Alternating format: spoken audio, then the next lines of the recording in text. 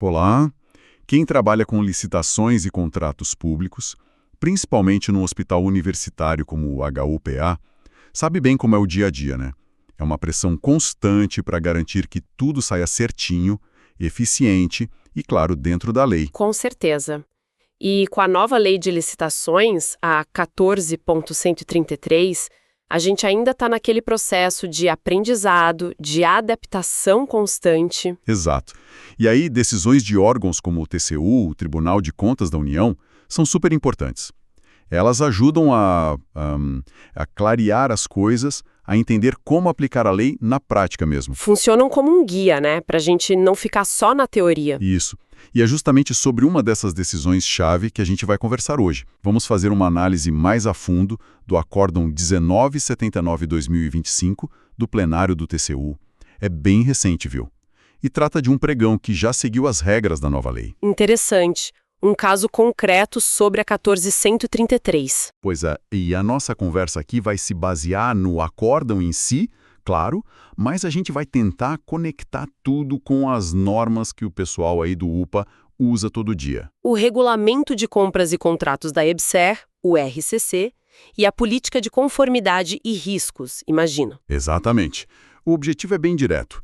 Pegar os pontos principais dessa decisão do TCU e ver o que isso significa na prática para o trabalho da equipe da Divisão de Administração de Finanças.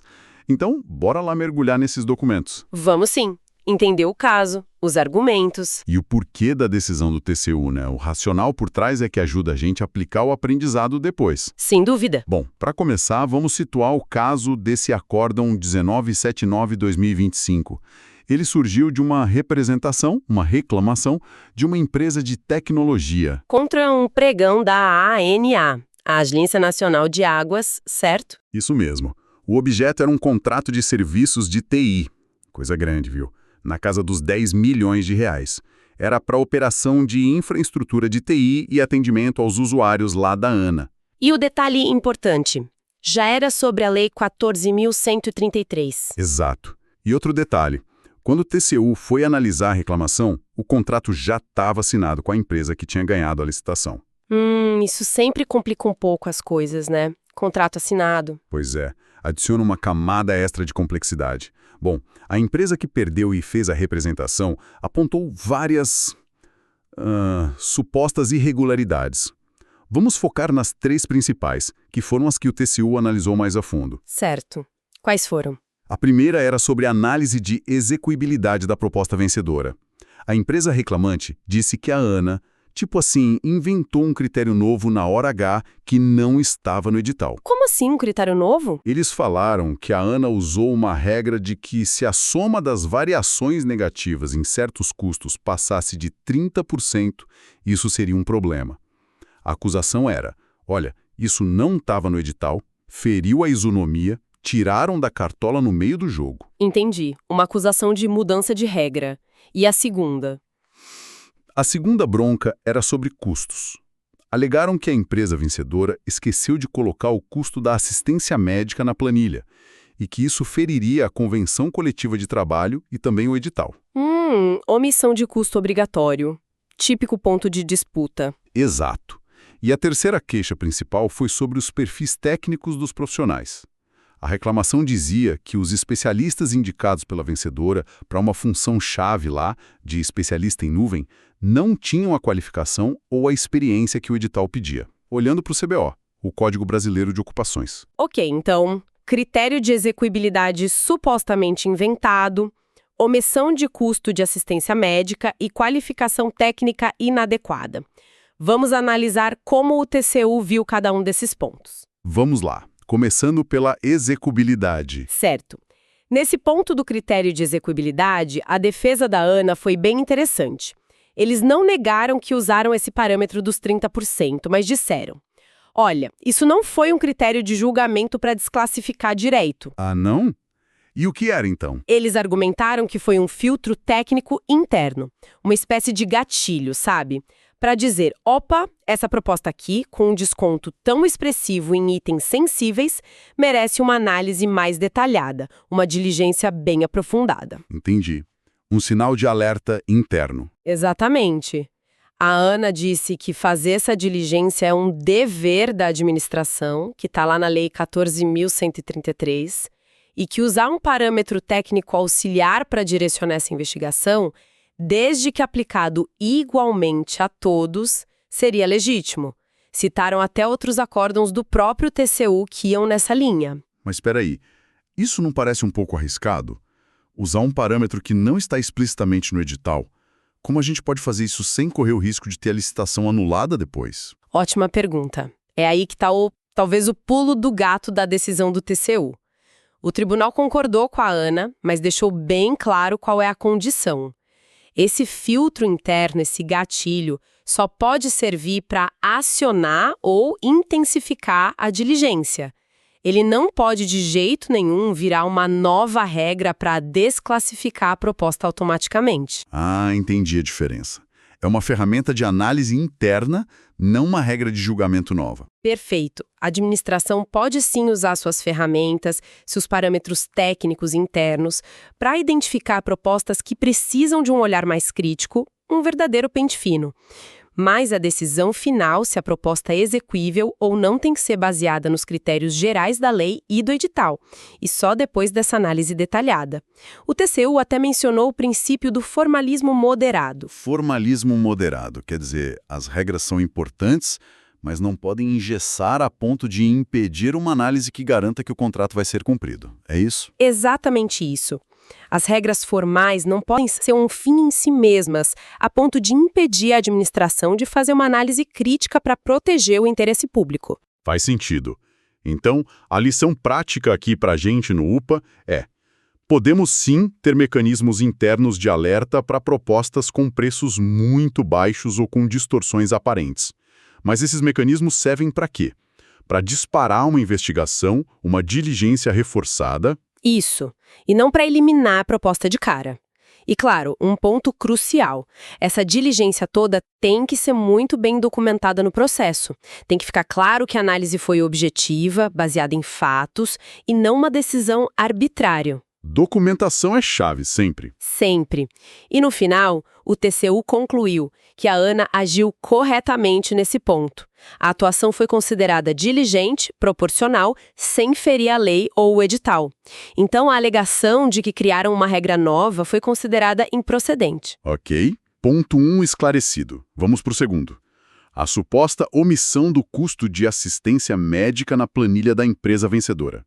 Como a defesa se saiu nessa? Aqui a defesa se apoiou num ponto central: o tipo de contrato.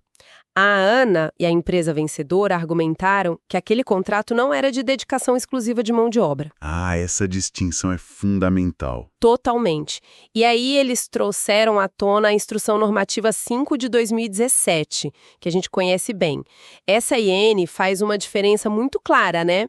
Para contrato sem dedicação exclusiva de mão de obra, não se exige aquela planilha de custo super detalhada, item por item, que a gente normalmente pede nos contratos que são de dedicação exclusiva. Verdade. Para esses contratos de dedicação exclusiva, a planilha é bem mais rigorosa. Exato.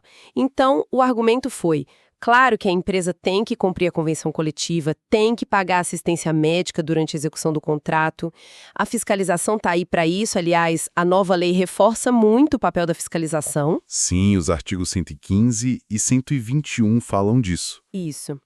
Mas, continuou a defesa, na fase de proposta, para esse tipo de contrato sem dedicação exclusiva, o fato de não ter esse custo específico lá, discriminado na planilha, não é uma falha que invalida a proposta, desde que o preço global seja coerente e exequível. A empresa vencedora afirmou que o preço global dela cobria, sim, todos os custos obrigatórios, mesmo sem aquele detalhamento específico. E o TCU aceitou esse argumento? Aceitou. O tribunal confirmou que a IN 52/2017 realmente faz essa distinção importante e que para os contratos sem dedicação exclusiva, como era o caso da Ana, o foco principal da análise da proposta deve ser o preço global. A falta de um item isolado na planilha nesse contexto não seria motivo para desclassificar automaticamente a empresa. Olha, isso é realmente interessante, porque mexe diretamente em como a gente, lá no RUPA, prepara os termos de referência e, principalmente, como a gente analisa as planilhas de custos que as empresas apresentam. Sem dúvida alguma, é um ponto de atenção muito grande para a equipe se o contrato não for de dedicação exclusiva, exigir exatamente o mesmo nível de detalhamento na planilha que a gente exige para os que são pode sim ser visto como um formalismo excessivo, algo que restringe a competição se é necessidade. Mas a obrigação de cumprir a CCT continua, claro. Claro, a obrigação de cumprir a CCT durante a execução do contrato não muda. O que muda é a forma como isso precisa ser demonstrado na fase de proposta, dependendo do regime de mão de obra.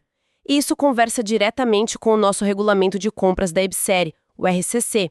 O RCC detalha bastante as exigências para serviços com dedicação exclusiva, né? Sim, o artigo 29 foca nisso. Pois é. Essa decisão do TCU ajuda a gente a entender melhor como lidar com os outros casos, os sem dedicação exclusiva. Traz uma clareza importante. Faz todo sentido. Então, mais um ponto em que o TCU considerou a reclamação improcedente.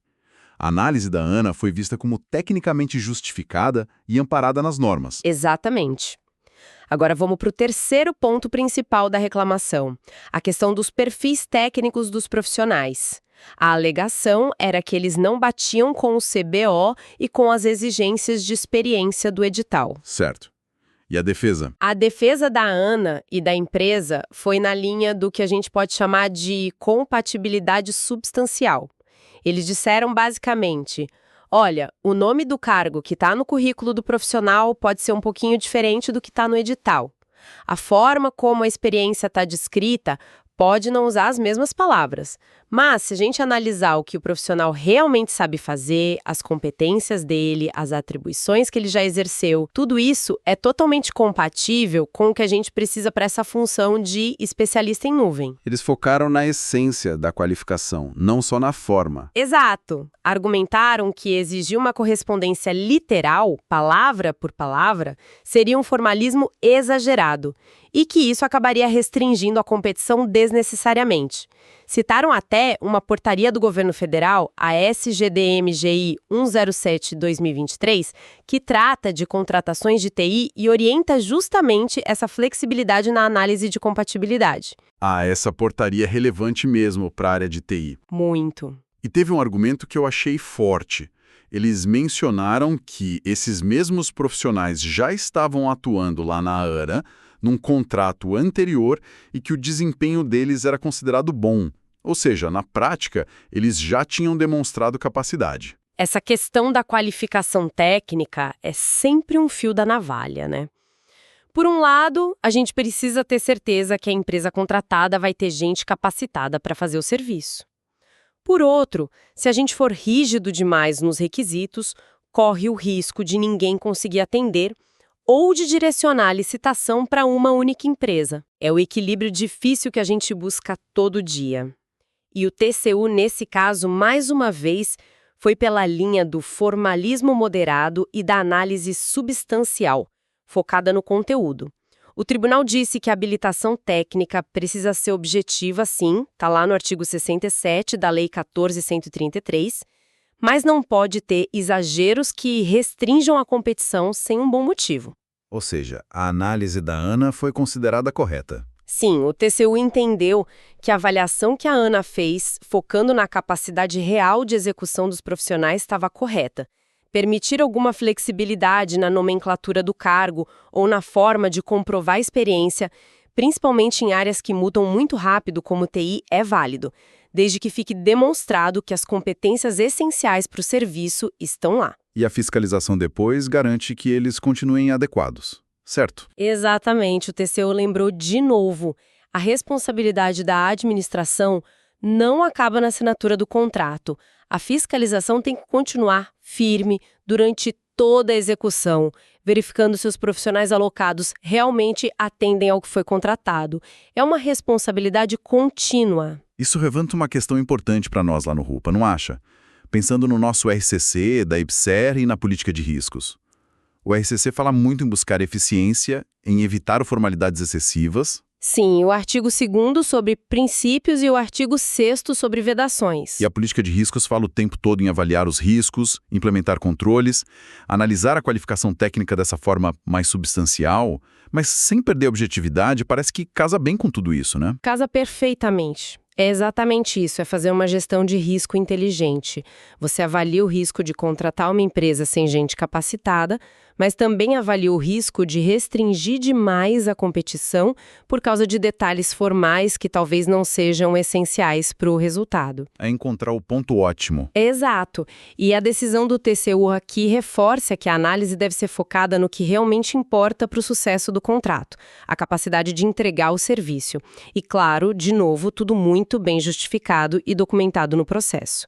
A análise da ANA foi validada porque eles conseguiram demonstrar que olharam para a substância e não só para a forma. Portanto, também nesse terceiro ponto, a reclamação da empresa foi considerada improcedente. Ok. Então, resumindo a ópera, o TCU analisou os 3 principais pontos levantados pela empresa que perdeu a licitação: critério de execuibilidade, omissão de custo e qualificação técnica, e considerou que a ANA agiu corretamente em todos eles. A representação foi julgada improcedente. Correto. O pedido de medida cautelar para suspender o contrato foi indeferido e, no mérito, a representação foi considerada improcedente, processo arquivado. E você mencionou que tinha um ponto final no voto do ministro relator, o ministro Jorge Oliveira, que era importante sobre a preservação do contrato, né? Sim, isso é crucial e vale a pena a gente destacar. O ministro fez questão de citar o artigo 147 da nova Lei de Licitações. Esse artigo é muito importante. Ele diz basicamente que mesmo que a administração encontre alguma irregularidade no processo ou no contrato, antes de sair anulando tudo, ela tem a obrigação de fazer uma análise bem rigorosa. Análise de que exatamente? Dos impactos dessa anulação. Impactos econômicos, financeiros, sociais, ambientais, impacto na continuidade do serviço público. A lei diz que a anulação não pode ser uma decisão automática. Ela é uma medida extrema que só deve ser tomada depois de ponderar muito bem todas as consequências. Entendi. Então, o que tudo isso significa para a gente na prática? Que a nova lei e a visão do TCU valorizam muito a continuidade dos contratos que já estão em andamento. Para anular um contrato não basta qualquer falha. Precisa ser uma ilegalidade clara, grave, e mesmo assim tem que pensar muito bem nas consequências antes de decidir pela anulação. Exatamente. E isso reforça ainda mais a importância de fazer todo o processo de licitação e principalmente a análise das propostas da forma mais cuidadosa e bem fundamentada possível antes de assinar o contrato, né? Para evitar chegar nesse ponto de ter que discutir uma anulação. Sem dúvida. Prevenir é sempre melhor.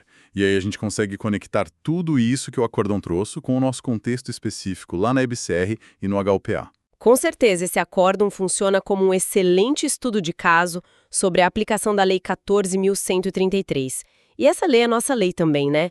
O nosso RCC deixa isso claro logo no artigo 1º. E os temas que o acórdão discutiu, execuibilidade, composição de planilha de custos, avaliação de qualificação técnica, são desafios do dia a dia das nossas licitações no HUPA. E as conexões com o nosso RCC são bem diretas, né? Por exemplo, a decisão do TCU sobre como a ANA fez a diligência para verificar a execuibilidade. Usando aquele filtro interno. Isso ilustra muito bem como a gente pode aplicar na prática o que o nosso RCC fala lá no artigo 62 sobre verificar a efetividade das propostas e permitir diligências. O acórdão mostra como fazer essa diligência de forma aprofundada sem ferir o edital. Mostra que podemos ter mecanismos internos de apoio desde que usados corretamente. E a questão da planilha de custos, especialmente a diferença para serviços sem dedicação exclusiva de mão de obra. Isso clareia um ponto que o nosso RCC, no artigo 29, foca mais nos que têm dedicação exclusiva. O acórdão ajuda a gente a saber como analisar as propostas nesses outros casos que também são comuns no hospital. Verdade. E a análise da qualificação técnica, focando na substância e não só na forma literal. Isso vai totalmente na linha do que o RCC prega nos princípios do artigo 2º, julgamento objetivo, formalismo moderado, busca da eficiência, e também no artigo 6º, que veda exigências excessivas. O RCC até permite sanar erros formais na habilitação, no artigo 67. Perfeito. E tudo isso, no fim das contas, desemboca na gestão de riscos, que é um pilar fundamental tanto do nosso RCC, quanto da política de conformidade, controle interno e gerenciamento de riscos da EBSER. O RCC exige mapa de riscos para a fase de planejamento, lá no artigo 36, e tem uma seção inteira sobre gestão de riscos na contratação, no artigo 260. Exato. E a forma como a Ana agiu, e que o TCU validou, é a gestão de riscos na prática. Analisar a fundo a execuabilidade de uma proposta muito baixa, verificar a qualificação real dos profissionais mesmo com nomes de cargos diferentes, entender as nuances da planilha de custos dependendo do tipo de contrato, tudo isso é gestão de risco na veia. É aplicar os controles internos e fazer a avaliação de riscos que a política da EBSER tanto fala, lá nos artigos 11 e 14. Exatamente. É identificar os riscos, proposta inexequível, profissional não qualificado, etc., e aplicar controles, diligência aprofundada, análise substancial para mitigar esses riscos. A decisão da Ana de usar aquele filtro de 30% para disparar uma diligência mais forte pode até ser vista como uma resposta alinhada a um certo nível de apetite a risco definido pela organização, não acha? Sim, faz sentido. Identificaram um risco potencialmente maior ali e definiram uma ação, uma resposta a esse risco, como diz a política. Exatamente. É a gestão de riscos operando na prática do processo de contratação. E a política de riscos da EBSERG deixa muito claro, lá nos artigos 17 e 22, que essa gestão é responsabilidade de todos nós, gestores dos processos lá no UPA. Esse acórdão do TCU, então, nos dá exemplos concretos de como a gente pode exercer essa responsabilidade nas licitações, com diligência, com boa fundamentação, com proporcionalidade. Perfeito. Então, se a gente fosse elencar aqui os grandes aprendizados, os pontos-chave dessa nossa análise do Acórdão 1979, para a equipe do UPA-UFAL, o que a gente destacaria? Olha, eu acho que alguns pontos são cruciais. Primeiro, diligência é dever e pode sim ter apoio técnico interno. Verificar a execuabilidade não é opção, é obrigação. E usar filtros, parâmetros internos para guiar essa verificação é válido, mas atenção! Eles servem para aprofundar a análise, não para criar regra nova de julgamento. E, claro, documentar tudo impecavelmente. Certo. Qual o segundo? Segundo, atenção máxima ao regime de mão de obra para analisar a planilha de custos. O nível de detalhe que a gente exige na planilha muda drasticamente se o serviço é com ou sem dedicação exclusiva. O Acórdão e a IN5 deixam isso claro. Para o sem dedicação exclusiva, o foco é mais no preço global na fase de proposta. Mas lembrando sempre, a obrigação de cumprir a CCTO na execução do contrato é da empresa e a fiscalização tem de cobrar. Importantíssimo isso. Terceiro ponto. Terceiro, na qualificação técnica, o foco tem que ser na capacidade real. Avaliar a substância, a compatibilidade das competências e experiências com o que o edital pede. Mesmo que o nome do cargo no currículo não seja idêntico ou a forma de comprovar seja um pouco diferente.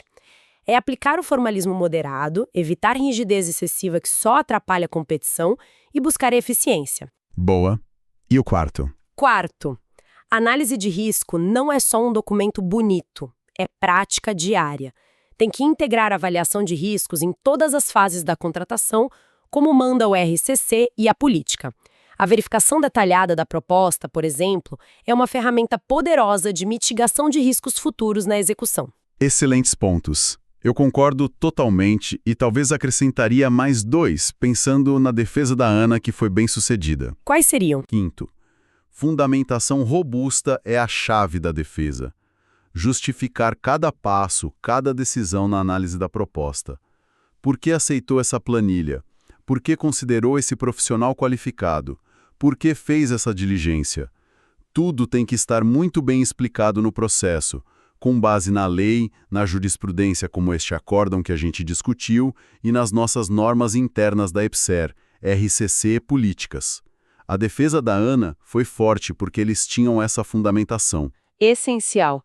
Sem justificativa, qualquer decisão fica frágil. E o sexto ponto, ligado ao final da decisão. Contrato assinado é para ser cumprido. a anulação à exceção. A Lei 14.133, no artigo 147, e a própria postura do TCU valorizam a continuidade dos serviços e dos contratos. Isso reforça a nossa responsabilidade de fazer a licitação e a análise das propostas com o máximo de cuidado possível para minimizar problemas depois. Perfeito. Acho que esses 6 pontos resumem bem as lições práticas. Então, essa nossa análise do Acórdão 1979-2025 traz mesmo lições valiosas, né? Mostra a importância de uma diligência bem feita, bem justificada, a atenção aos detalhes contratuais como o regime de mão de obra, uma flexibilidade calculada e inteligente na análise técnica. E, fundamentalmente, vê a gestão de riscos não como algo separado, mas como parte integrante de todo o processo licitatório. Tudo isso à luz da nova lei e das nossas regras internas da EBSER. Exato. É um ótimo lembrete de que a conformidade, o compliance, não é só seguir a regra cegamente, né? De forma alguma. É entender o espírito da lei, o porquê da regra e aplicar tudo isso com razoabilidade, com bom senso, sempre buscando a eficiência e protegendo o interesse público, que são, aliás, objetivos centrais da nossa política de conformidade e riscos da EBSER. É aplicar o tal do formalismo moderado na prática. Perfeito. E para a gente fechar, fica aqui uma provocação final, uma reflexão para a equipe do RUP e Alfa pensar no dia a dia. Manda lá! Sabendo que a nova lei e o TCU valorizam tanto a preservação dos contratos e exigem essa análise de impacto antes de pensar em anular qualquer coisa, como é que a gente pode ser ainda mais proativo na análise de riscos antes mesmo de assinar o contrato? Lá na fase de planejamento, talvez. Interessante. Como fortalecer a análise prévia para minimizar a chance de problemas lá na frente? Exato. Como garantir que a execução do contrato já comece com o pé direito, mais segura, mais alinhada ao apetite a risco que a EBSER definiu para a gente. É algo para a gente pensar, conectando com o mapa de riscos que o RCC pede no artigo 36 e com toda a estrutura da nossa política de gerenciamento de riscos. Uma excelente reflexão. Como usar melhor as ferramentas de gestão de risco na origem do processo? Fica aí a ideia para a gente amadurecer. Com essa reflexão, a gente encerra essa nossa conversa focada no Acórdão 1979205 e nas lições importantes que ele traz para o nosso trabalho no HUPA-UFAL. Esperamos que tenha sido útil para a equipe,